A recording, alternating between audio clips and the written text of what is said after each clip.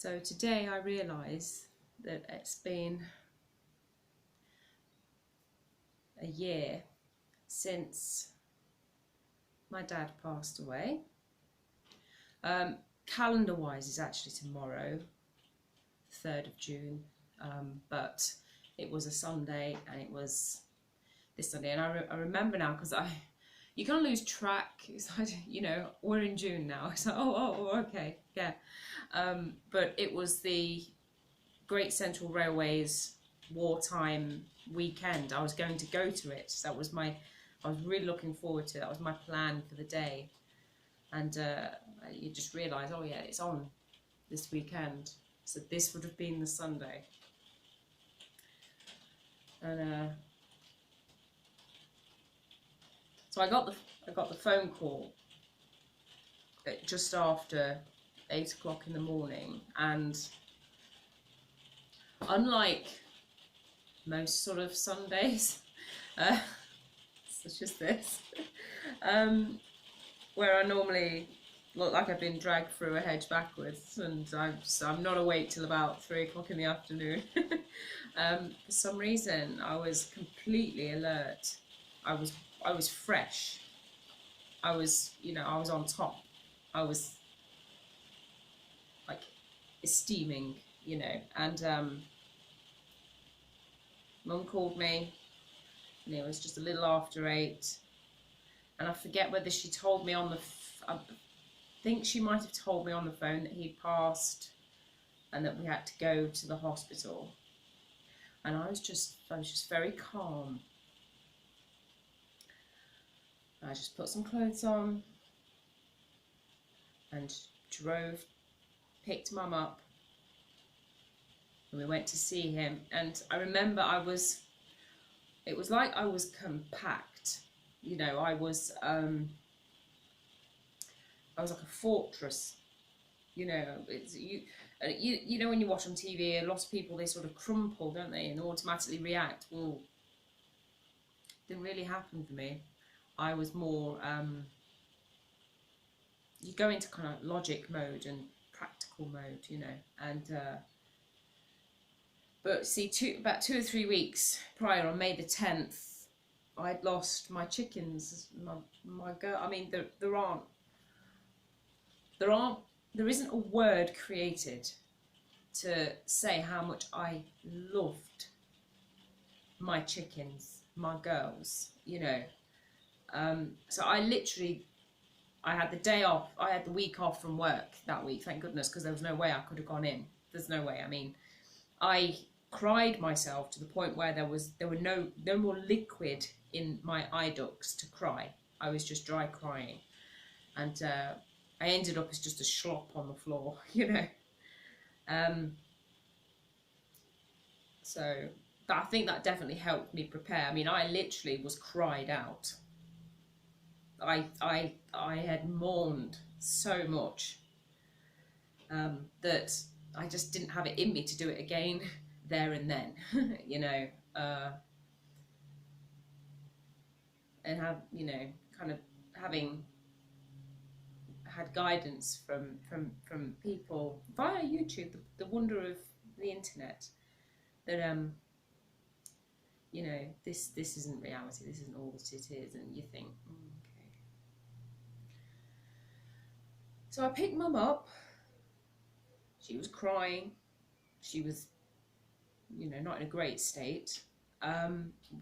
Went to the hospital, and the thing that didn't shock or stun me, but just jarred me, was that they'd left him on a ward. I mean, it was a ward that we'd been on before, but they hadn't wheeled him into a room or anything. They just left him on the ward, just with the curtains closed. But I guess it's because it just sort of happened. But that was very peculiar to me, that they hadn't wheeled him to a place. They just left him there. So got there. The window was open. He had a window behind him. Mum sat down next to him. I've never actually spoken about this. I've never said the words. So then I sat sort of at his feet and held his hand, and it was warm still. It was still fine. But I remember feeling it was like a baby's skin. It was so soft. So soft. And his face and everywhere, it was just soft and relaxed. And he looked at rest. He looked peaceful. And for the first time in a very long time, he looked like he was asleep, but he was asleep without pain. There was normally you have like even when they're asleep, whether they're old or they're ill or whatever they're going through, the pain even through their sleep gets etched on their face, in their eyes, their wrinkles, and he had absolutely no pain whatsoever, and it was perfectly fine sitting there with him, and I held his hand, and I could have sat there for ages, but we said, we said a few remarks, and then Mum was like, right, come on, let's go. So I said, fine. So then she passed me, and I gave him a kiss on the cheek, and he was cold. Now, it was cold partly because his head was, right next to the window, but also his hand was warm because his hand was all the way down there. Hi, Mills. But his cheek was cold, and he was, white. And then, so we got taken to a room. We had to do some paperwork and sit with, a couple of people. One nurse who explained, they did bring him back around, but Millie, go away.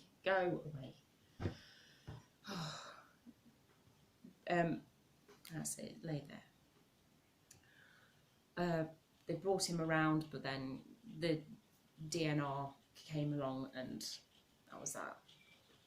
And so then I had a bit of a moment there. I was fine. It was mostly about my mum, really.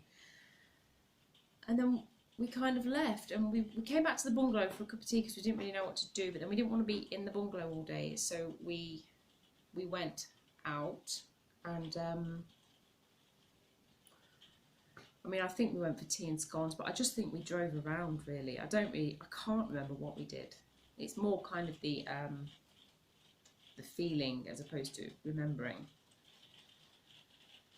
But yeah, I just wanted to sort of say it for my own sake, really, because eventually, I will forget what happened, what the reaction was. But then we went to see his body when he was in the coffin the day before his funeral, and it wasn't long, it was very quick. We had the funeral 9 days later, it took 9 days, and that was it, done, because we didn't want him just laying there waiting. And I could have sat there for hours, and it smelled, in the room, it smelled like, he was listening to Snow Patrol at the time, the album, and it smelled like joss sticks.